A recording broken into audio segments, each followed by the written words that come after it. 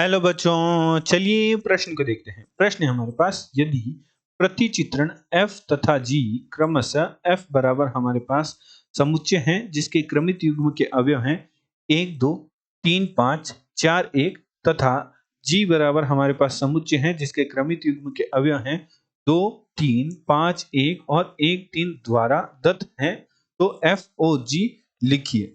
चलिए सर्वप्रथम हम प्रश्न के लिए मुख्य अवधारणा लिखते हैं। मुख्य अवधारणा में हम FOG क्या होता है उसका अध्ययन करेंगे। तो FOG हमारे पास होता है जिसे हम बोलचाल की भाषा में फॉग भी कहते हैं, जो कि हमारे पास होता है FGX, अर्थात फलन fx में x की जगह gx रखने पर हमारे पास FOG प्राप्त होगा। अतः प्रश्नानुसार प्रश्न में हमारे पास f बराबर दे रखा है समुच्चय जिसके अवयव हैं 1 2 3 5 और 4 1। तो चलिए सर्वप्रथम हम f समुच्चय का प्रतिचित्रण करते हैं।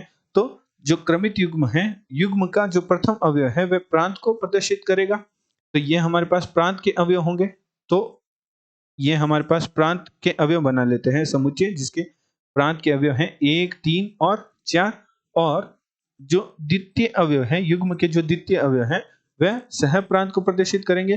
तो हमारे पास है 2 5 और 1। तो फलन है वह प्रांत से, हमारे पास जो संबंध f है वह प्रांत से सह प्रांत में परिभाषित है। जहां हमारे पास 1 का प्रतिबिंब है वह 2 पर है, 3 का प्रतिबिंब 5 पर और 4 का प्रतिबिंब हमारे पास है 1 पर।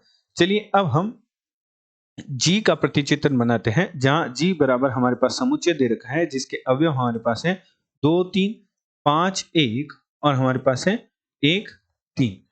तो हमारे पास जो प्रथम अवयव है वह प्रांत के अवयव होंगे, जो कि हमारे पास है 2 5 और 1, और जो द्वितीय अवयव है वह हमारे पास सह प्रांत के अवयव होंगे। और फलन प्रांत से सह प्रांत में परिभाषित है, जहां सह प्रांत के अवयव हमारे पास है 1 और 3। तो हमारे पास जो 2 का प्रतिबिंब है वह 3 पर है, 5 का प्रतिबिंब हमारे पास 1 पर है और 1 का प्रतिबिंब हमारे पास 3 पर है। और हमें एफ ओ जी ज्ञात करना है।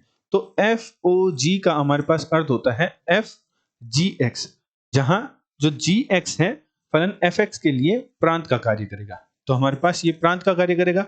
तो इसका प्रतिचित्रण हमारे पास कुछ इस प्रकार होगा कि जो फलन एफ का हमने जो प्रतिचित्रण बनाया वो सर्वप्रथम आएगा, अर्थात हमारे पास प्रतिचित्रण कुछ इस प्रकार होगा कि हमारे पास जो f है उसका जो प्रांत है जिसके अवयव हमारे पास है 1 2 5, और इसका सह प्रांत है जिसके अवयव हमारे पास थे 1 3, और जो हमारा f का जो प्रांत है वह g का सह प्रांत हो जाएगा। तो f का जो प्रांत है उसके अवयव है 1 3 और g का 1 3 4, और g का जो सह प्रांत है उसके अवयव है 1 3।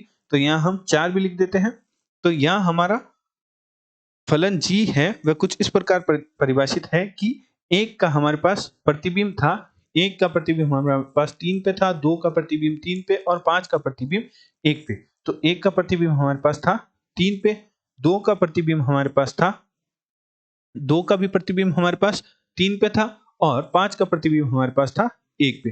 तो इस प्रकार का कुछ प्रतिचित्रण था।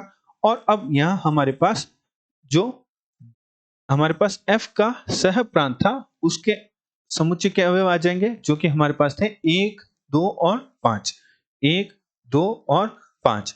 जहां हमारे पास जो 1 का प्रतिचित्रण है f के लिए, जहां हमारे पास 1 का प्रतिचित्रण है f के लिए 1 का जो प्रतिबिंब है वह 2 पर है। तो 1 का प्रतिबिंब हमारे पास 2 पर बना देते हैं, और 2 पर है, 3 का प्रतिबिंब हमारे पास 5 पे था, और 4 का प्रतिबिंब हमारे पास 1 पे था। तो यह हमारा जो पूरा प्रतिचित्रण है वो एफ ओ जी का है, जिसे हम कुछ इस प्रकार भी लिख सकते हैं कि एफ जी वन का मान यदि हम देखें तो जी वन का मान हमारे पास 3 है, और 3 का प्रतिबिंब हमारे पास क्या प्राप्त हो रहा है, 5 प्राप्त हो रहा है, अर्थात 5 प्राप्त हो रहा है। इसी प्रकार एफ जी टू हम यदि देखना चाहें तो हमारे पास एफ जी टू का जो मान है वह हमारे पास प्राप्त हो रहा है 2 का प्रतिबिंब 3 पे है, और 3 का प्रतिबिंब हमारे पास प्राप्त हो रहा है 5 पे।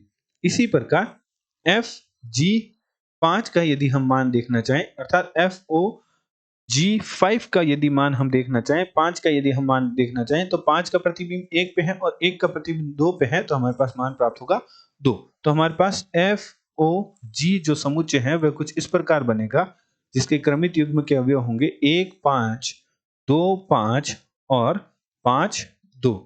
तो प्रश्न में हमें FOG ज्ञात करने को कहा था, जो कि हमारे पास निम्न समुच्चय प्राप्त हुआ है। आशा करते हैं आपको प्रश्न का समझ आया होगा। धन्यवाद।